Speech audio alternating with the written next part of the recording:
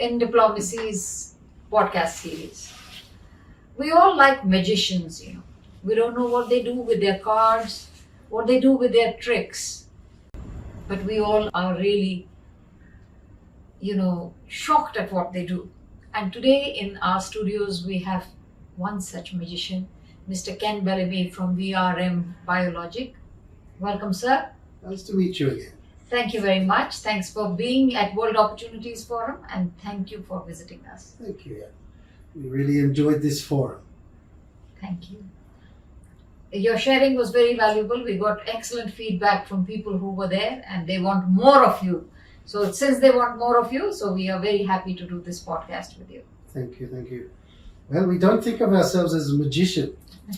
What we were able to do, for us, it was just as surprising as for everybody else.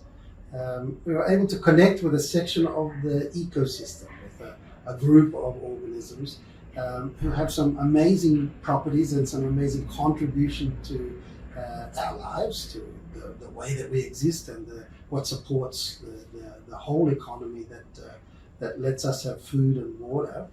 And they have some properties that were not noticed, that we were able to find. One of those properties is the amazing capacity to convert hydrogen and oxygen in a biological reaction to manufacture water. Wonderful. Isn't that great news? Not capture, not store so much. They do it, they know how to store it, but they make it. They make it. Wow. A net manufacture of water. Now, in all my high school, and I think everybody in university, I never heard anybody tell me where water was made. And that we have a cycle of water, it goes around and around, but I never heard where it comes from. And I also understand, like most would understand, that not all the water that's going around stays as water. Some of it dissipates back to its original hydrogen and oxygen. Yes. So doesn't that mean we should be dry? Yeah. If we don't know where it came from, and we don't know and where some it's is going. breaking up, we should be dry. Yes. So this was something that we looked at, and we looked specifically to try and find where the water comes from. And I didn't find it where I thought I would, but we did discover that there is a biological reaction which is able to manufacture water at scale in the soil. Wonderful. And this is a great solution for climate change. Tell us more about that. Well, you hear about carbon sequestration, you hear about the concept of drawing down atmospheric CO2. Doing that requires photosynthesis. Photosynthesis, as we know it in green plants, for example, absolutely requires water. So when we have a program, for example, to plant a few trees or to grow grasses or vegetation, native vegetation, always these programs are compromised by periods of dry. When a drought comes, the carbon goes away. Yes. In the soil or in the plants, it goes away. Imagine that there's also a tool that we can make friends with, a set of organisms that we can be in touch with, who buffer this capacity by adding extra water so that the plants can continue to operate, so that the sequestration of carbon dioxide to the soil can continue to happen even when it's a dry time. That's a significant tool in that discussion. Yes. So you have been spreading this word of converting soil into something water producing and making it better for good yield of crops. Which are the countries you are currently present in, and what is your wish list? Well, it makes sense that this discovery was made in Australia, which is the driest continent on the planet as a place. And it also makes sense that any place which has a challenge of drought and a challenge of dry areas would be a target. That covers the whole world. Did you know that? There are some that have it worse than others. But everybody these days, in Indonesia, if it doesn't rain for a week, that's a drought because the soil characteristics mean that it dries out very fast. In Singapore here, if it doesn't rain for a short period, that's considered to be a drought because of what the impact is immediately on the types of vegetation. But the northwest of China, for example. It gets dry a lot. There's a lot of area there. I see. In the Middle East, there's areas that once were tropical but that are not. We have the whole of North Africa, which is dry, and which the dry area is pushing into the south. We have that green line across the middle of the Sahel, which is, those countries need the help to be able to manage the change of total moisture available in the soil. Do you think at any point, if we continue on this path, there is a possibility of converting deserts into lush green lands? Oh, I'm not into possibilities. I'm into what you can do. We are doing it already. Yeah. So share more. There are projects all around the world where lots of people are involved in that discussion, specifically converting. One of the things that we don't do is think in size. As humans, we have a very small. Naturally, we think very small. Yes. We think what we can touch and see. Yes. If I tell you that we are trying to evaluate now, when we talk in project terms, what the person we're talking to thinks a project looks like. Mm-hmm. So if I tell you 100 acres, you can't see the other side of the 100 acres. I can't, and especially because I am from Singapore, perhaps I really can't. So if I tell you that a project size should be in the millions of acres, Wow. and in the hundreds of millions of acres, then that people find that difficult to see. So we did some calculations. We're not the only ones. Lots of people have done this. The difference between desert and fertile soil is the organic material. Mm-hmm. So one place we can start is what organic material is available. Mm-hmm. If we do those calculations now, we take all the available food waste, all the available organic waste, all the available manures, there's still not enough. Mm-hmm. Not even in California, not even in some places you would think should have. There's not enough. So the first place we have to say is, how do we capture all that's there? How do we spread that? Mm-hmm. And actually, you can't do it by a volume, a mass balance approach. You have to think of that in a catalytic terms. So you have to say, I have to use a small amount, and I have to generate an impact that's bigger than that small amount, Mm-hmm. if we are going to look at the size of area that needs to be looked at. For the benefit of our viewers, I would like to ask you, give us a scenario.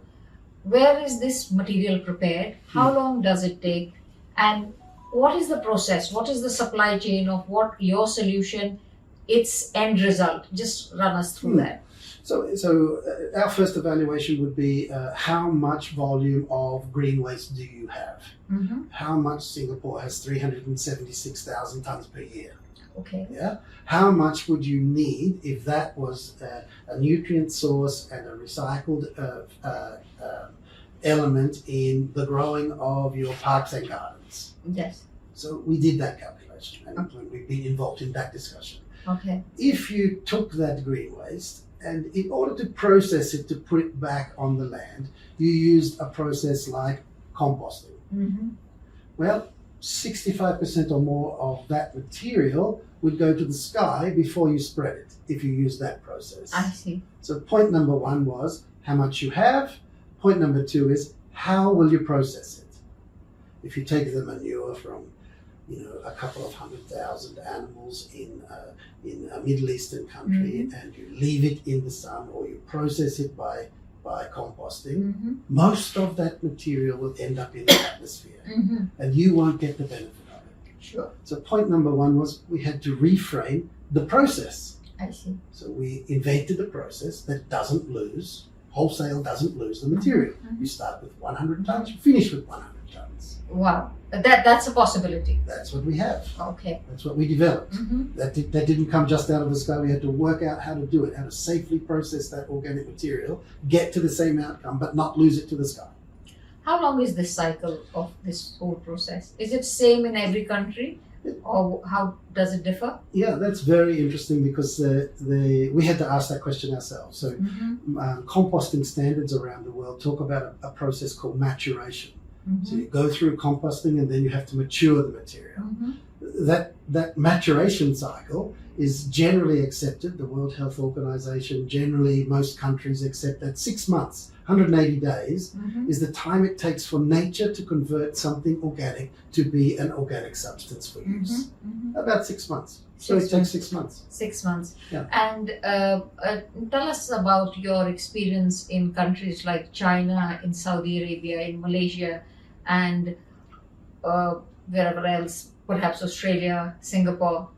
Our experience is that there's a vast difference between the noise of the conversation and the humans on the ground. In each of those countries, there's a different discussion being had. But actually, we find that the people who are doing the job are the same in every one of them. Yes. And we actually get along with the person who's managing the landfill site, the person who's managing the food waste, the person who's in a school and wants to teach their children how to do recycling. Yes. That person has the same mind in every one of those countries. And I can tell you that not even the language makes a difference, that everybody's speaking the same interactive language at that level everywhere. So our experience has been that we're the same everywhere, and the same people. We run into the same people. Yes. People like you are all over the world. Okay. Capacity does depend on policy. So some places have a policy that helps those people. Some places have a policy that doesn't help those people, and that sometimes can hinder them. That's where the art, not the science, comes in. Where can we influence the policy? Can we show that it's still safe for the economy to process, for example, human waste, big topic of the planet. Yes. Last remaining reserve of usable phosphate is held in the sewage sludge of the countries of the planet. How do we make sure that that is safely recycled? How do we get to a policy discussion that allows even the touching of that? We're in that process now. That's a very specific, very strongly researched, evaluated area right now. Your solution, how far do you think can it take us to be able to mitigate the climate change problem? If, for example, today government policies are in place, they're all going in the same direction, and they give you a free hand to work around your soil solutions.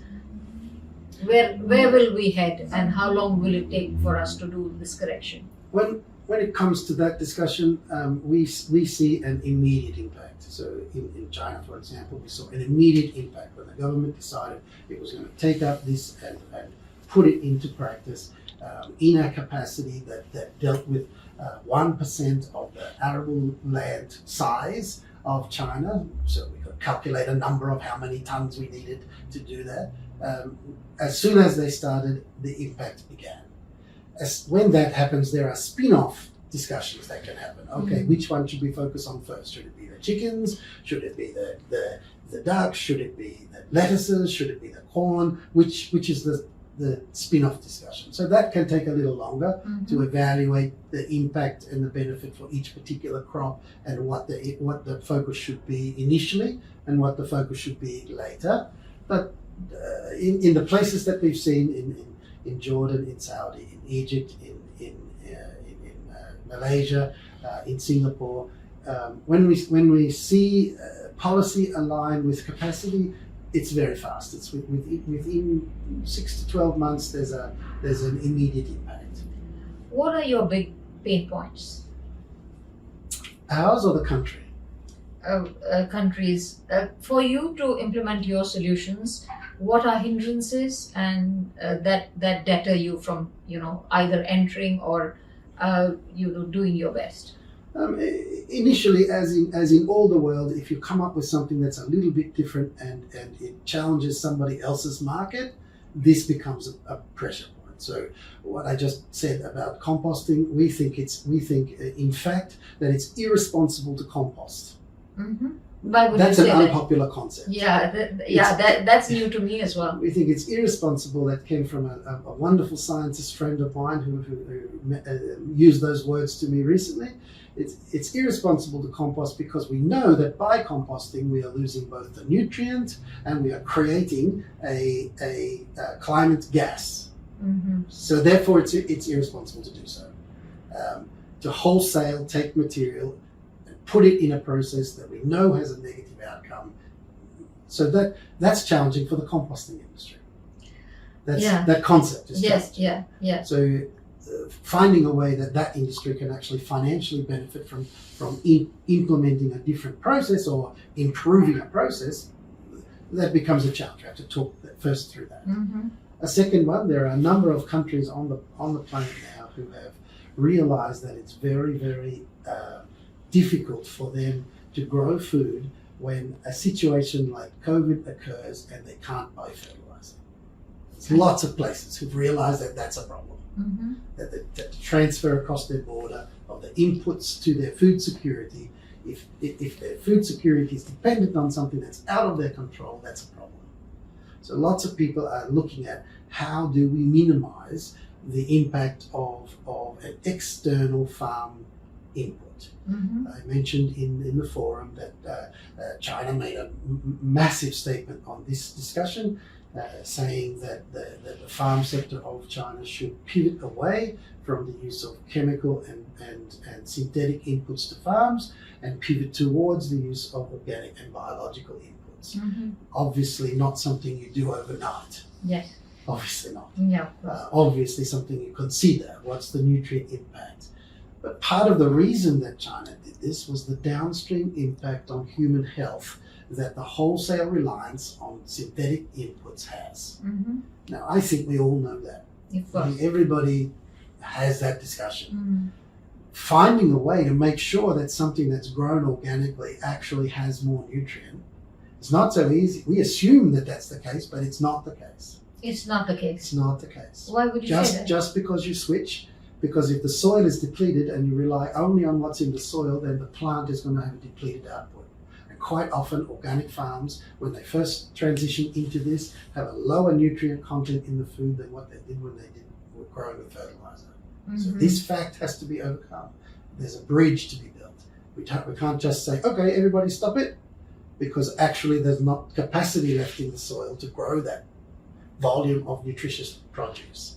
And in some places that means that the transition can be long. It can be 2, 3, 4 years before the output can be done. There are good farmers who can do it really well. There are lots of farmers who can't. And part of the reason for that is their knowledge, but part is just simply that the soil is depleted.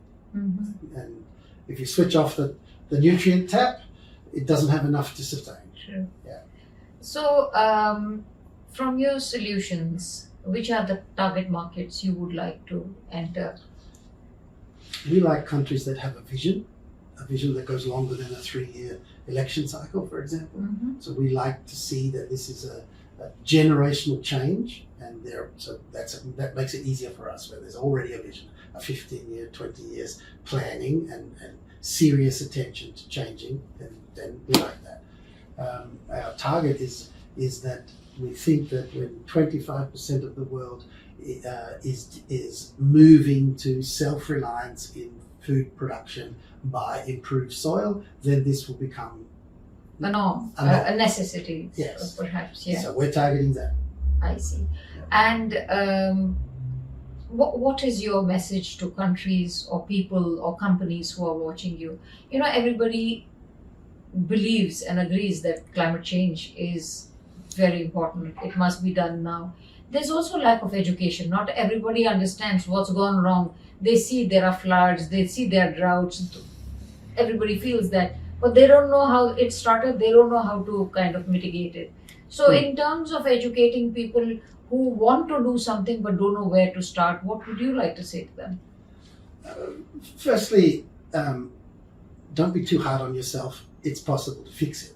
Okay, Don't be too hard. that's very positive. Yeah. Don't be too hard on yourself. We're not so important. The ecosystem has capacity within itself to fix every problem. Wonderful. Very well said. So don't think that we are so so vital to the system. It will go on without us. It was there before us. We're only a few seconds in the time frame. Agreed. Don't be too worried about this. Mm-hmm. Don't spend so much time pointing fingers. Don't try that. Well said. But look underneath and look at the system that made soil. Look at the system that made rivers. Think of it however you want, that the ecosystem is bigger than us. Think in terms of what generated the capacity, for example, for millions and millions of buffalo to cycle themselves across the northern United States over thousands and thousands of years and generate a savanna land there that became the place where the corn bowl, where we could grow wheat, where the amber waves of grain. Think of how that came in the first place. Look at the systems that made that and see how we can connect with those systems. We learned how to put fences across it and extract that wonderful nutrient and turn it into food for millions of people, and so we fed ourselves. Mm-hmm. Think now how we could also think to rebuild that same system and incorporate the rebuild in the forward build. We do it for cities now. Mm-hmm. We think about how the building's got to look in 50 years and how can we sustain the capacity of the building itself to not degrade the concrete, not let the plastics all fall apart. We don't use asbestos anymore. We've thought through those things, so do it for the soil. It's our number one asset. Think about that in what the pieces that repair and self-maintain Mm-hmm. might be in our primary asset. Don't think of just using it as an extraction facility. Yes. Don't think of it as just pulling it out, reusing it somewhere else, going on to another place, because you know what, we've got no other place left now. Absolutely. We're running out of soil, we're losing it, yeah? Mm. So think about how to, when you're harvesting, also be rebuilding next year's harvest in the soil itself. Once that thought is there, humanity is amazingly creative. You're so positive. There will be There's things that hope. people come up with. There will be, we came up with a tiny little tool. We know how to make water. What we do is we don't make it. The soil does it on its own. On its own. Yes. Okay, so if it does it on its own, how do we make friends with that? Yes. How do we make a party where that happens a lot? Yes. Yeah? Yes. How do we make sure that we can deliver what's necessary for that to happen? Yes. Okay, now You we've make got one. it congenial, the conditions. Facilitate it. Yes. If you want to feel like you're important, facilitate. Mm-hmm. Don't control. Yes. Yes. So there's one tool. Now, how many other tools like that are there? If I tell you that your waste treatment plant can be a biological hydrogen bioreactor and generate enough capacity in energy terms to control temperature so that things can grow in really hot places. If I tell you that, an amazing capacity, right? Yeah. That biologically it's possible to cool the sand in a desert region and fill it with water enough that pumpkins can grow in the middle of summer. Oh my God. Imagine that. Yes. So there's an amazing capacity of nature that does it. Yeah. That maybe we can look down that track. What else could be there? Who knows what could be there? What somehow, somewhere, something happened that millions, hundreds of millions of hectares of land became filled with topsoil in the whole of Ukraine. How did it happen? It happened in the United States, happened in Australia, happened in some parts of Europe, was in the Northern African region.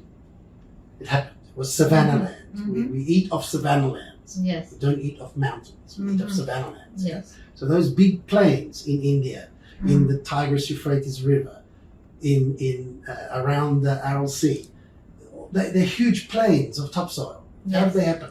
Where did they get there? Then let's see what we can do to stimulate that coming back. So that's a formula given by the nature, and you decoded it, and then we can replicate that in other places and get similar results.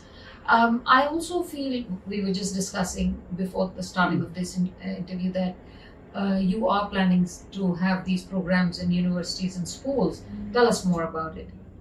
one of the key risks of society is that the average age of a farmer globally is now reaching retirement age. Mm. It's a dying Dying profession. profession, yes. People, their children go to the city. Yes, They don't come back to the land. yes. That is a phenomenon not restricted to any particular country. It's a global phenomenon. Yeah. That we are dying out as a race in terms of the farmers who support us. Yes. So somebody has to be the next group of that. And we find that in agriculture since the late 50s, there's also been the people who help the farmer understand what they should put on the land, which is the agronomy sector, the people who are advising. Yes. Around Yes. We had Olam at. So how can you and them so collaborate? that group of people is even smaller than the farmers. That there are less and less and less people, and the agronomy sector has a particular frame. They know about a certain thing. The people who are in that profession know what they are selling, and so they sell only that. And if what we're saying is we have to shift and sell something else, an organic input, then that knowledge is not there. We find that people who can actually accurately record in a farm budget both a fertilizer nutrient and an organic nutrient are very few. So we sponsored that. Regenerative agriculture means being able to think on both sides, tell them another way to do it that gets a commercial farmer to be able to make money using a different input. That knowledge needs to be there, and that's how we cooperate.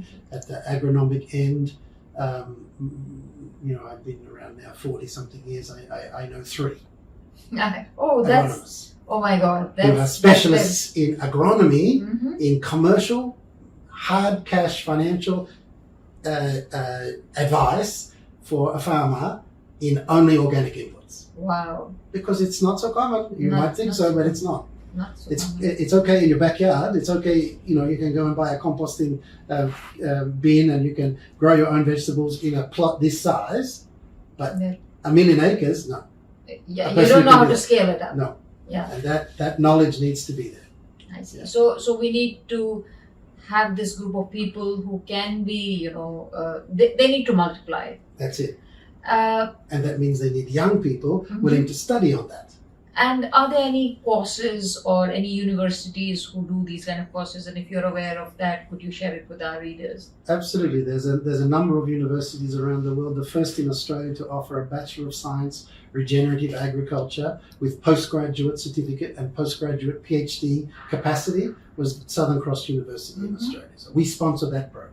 I see. There are now several others in the US and beginning in here and in China, looking at specifically the development of a course for regenerative processes in agriculture to sustain production for food security. My wish, my hope, my thought is that governments would realize that that is critical to their survival and invest in that. Invest in the education of the next generation, offering that bachelor's course, but also extension thought. A PhD and a postgraduate certificate is somebody who's thinking how to extend that knowledge. So let's find that and put that into play. Centers of Excellence for Agriculture, for example, we're working on delivering that in Saudi Arabia. So I see. excellence means the best of now and the best of the next 20 years. How do we get to the next one, over the bridge? And there are also limitations in what companies can do. One, they do need to tick the green boxes, but to the companies I see them, they really don't know where to start and where to end and how to really be green certified. A practitioner like yourself, what is a solution to educate them and get them going? And the other question that came through our conference was that financing green projects is difficult. So how do we bridge this knowledge gap to the fact that it's going to have a greater impact, and financially, how do we make these solutions viable? I think this is funny, but that knowledge gap actually goes all the way back to the development of the intellectual property. Did you know that one of the hardest things for us was to find a lawyer who was also a scientist who could actually discuss it in order to get a patent? I see. Tell me about your patents. Difficult. Very difficult. The patents are a method, so the description of a method that allows somebody to get that job done. Yes. So I have 30 odd of those. Wow. That allow methods for people to do it. But we had to first find a scientist who was also a lawyer to get that written. That's very difficult. So if you go the next step and you say, okay, I'm a fund manager, the fund manager doesn't have a lawyer or a scientist who has that knowledge. So they try to protect their risk in a very narrow frame to make sure that they have that knowledge. That's difficult for them, really hard. The place where extension knowledge is actually funded is the government itself. The government has to look past this year. So there you find innovation hubs, things funded by the government to stimulate small business, stimulate people to think. It's the government that does that. So my advice is that the way to go forward in that is that the ESG sector, where there's incredible will to do the right thing, but the capacity is limited. Yes. That might be a way to bridge the next generation is to fund the governments, the ESG sector fund the government. And I'll tell you something that I believe is a way to do that if we can conceive it. The entire carbon market is actually a way to fund innovation. If we think of it as a way to tick a box, nothing gets done. We've got 20 years of experience of that now, since Kyoto actually. Yes. We've got experience that we want to do it, but it's not happening. Yeah. But if we think of that as the innovation budget of the next generation, 5% of your budget should be spent on innovation, or you become old soon. Your business is out of date very soon. If you're not innovating. So think of the carbon market as a way to fund innovation. And innovate in batteries, innovate in something. Innovation requires that you do something that's not currently known. So an ESG fund who makes their rules on the basis of what is already known, we're out of the game already. They'll never find anything to fund, Never do it. Because it doesn't fall into the rubric. Because of that.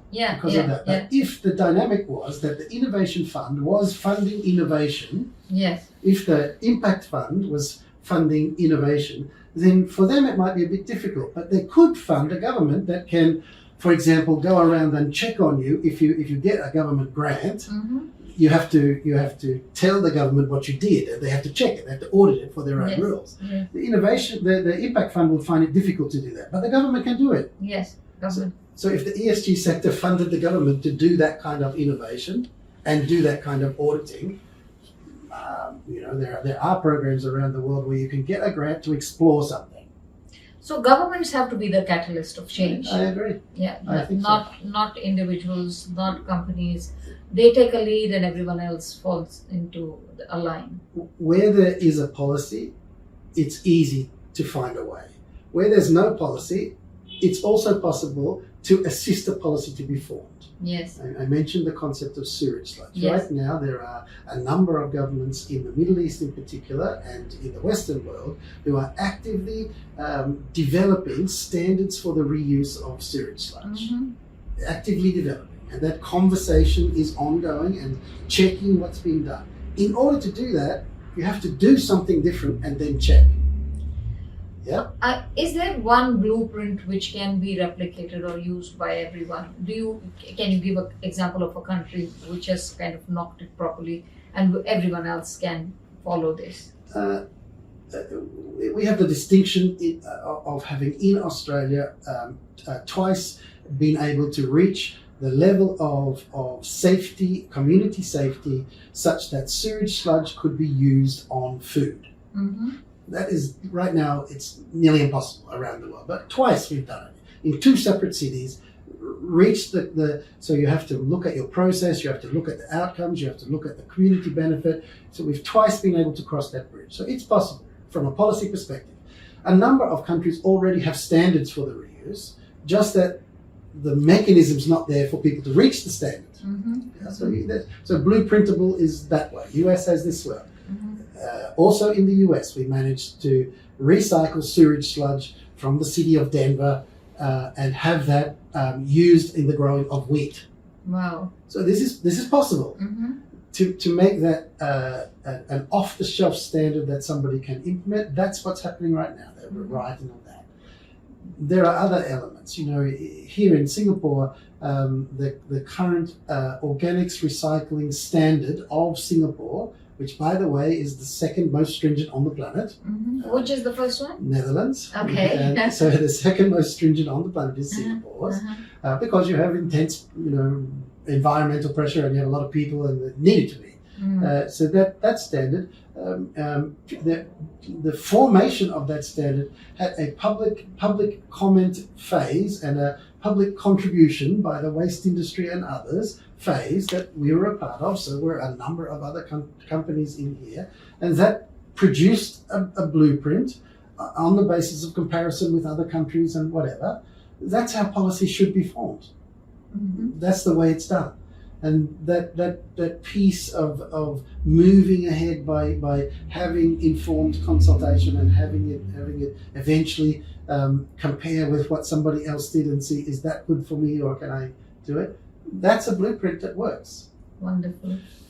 Both China and the USA are in the process of forming a new products registry standard for incorporating evaluation of products that are not harmful. If I want to sell a product on the shelf, I do an evaluation.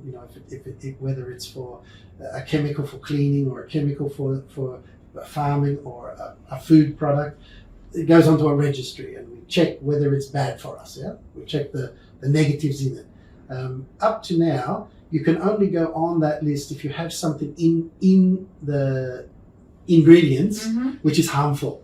If you don't find it, then you pass. So no, if there's no harmful product, you can't register it. Oh. In a lot of countries. Right? So it's not registerable if it doesn't harm somebody. Fancy that. I don't believe you wouldn't think of that, but fancy that's the case. So both the US and China have introduced the prospect of a registry of products which has no harm, and description of how to evaluate those products, not based on whether they do harm. Both of them have done that. Now, we have products registered in that way in China, and we have engaged in that process in the USA. But imagine that registers of products need a second one if you don't hurt anybody. Oh my God. This is a very complicated game, but you have simplified it, saying that nature has done it for many years, for aeons. Let's just observe and replicate, and don't take ourselves too seriously, collaborate and get it going. We said that if you want to get along, the number one place that people get along is when they're sitting over the dinner table. Absolutely. If you want to fight, well, don't invite them to your dinner table. The concept of us as a global family is that we can meet at points that we need to be together. One of those is how we secure food. If we use food as a weapon between countries, we will never get along. It's never going to happen. But what I see happening, and very hopefully the younger generation I see now, the discussion about food, when I was growing up, nobody took a photograph of their food and put it into the internet. Now everybody takes photographs of their meals, right? And these are not restricted, by the way. These photographs are not restricted by borders. So you can see somebody's food in India. You can see somebody's food in Indonesia. Absolutely. You can see somebody's food in a Pacific island. There is a food diplomacy happening. What a thing, So my kids can compare what they eat with other people's food and understand when some is not, as nice as what they're able to access. I think that's a big positive, and that now unites that younger group. They know that they want to try Chinese food from China. They know they want to try Indonesian food. It's bridging the gaps beyond color, beyond race, culture, everything. Well beyond what we grew up with. What you and I grew up with wasn't like that. I didn't even have a television. No, didn't know what that was. But so that is very hopeful. And around food, you know, I still have trouble. I don't like to take a photograph of what I'm eating and send it to somebody. But people do it every day. It's Yes. customary, you know. Yes. So that's a good thing. What is your message to our viewership? Well, like I said, we do have the capacity to be part of a solution. We don't have to be constantly telling each other that we're not doing the right thing. We do have the capacity to find ways forward, and the way that works is if we're friends. It doesn't work if we're competing with each other all the time, and in competing we're focused on the things that somebody doesn't do well, because that's what you do. You tell them how bad they are so that you can sell them something. Yeah, I don't like that idea. I think it's possible that we can actually build on each other's strengths, and that's the underpinning message of friendship. The big comment I heard in your forum, in the World Opportunities Forum, was that the people in the room were there because they'd never not been friends. What a thing! What a thing! There's 21 countries who have been friends always. That can't be a bad thing. Thank you very much. Thanks for making the time and sharing your valuable insights with us. And we'll look forward to seeing you in World Opportunities Forum 2025. Thank you very much, and I'd love to come. Thank you.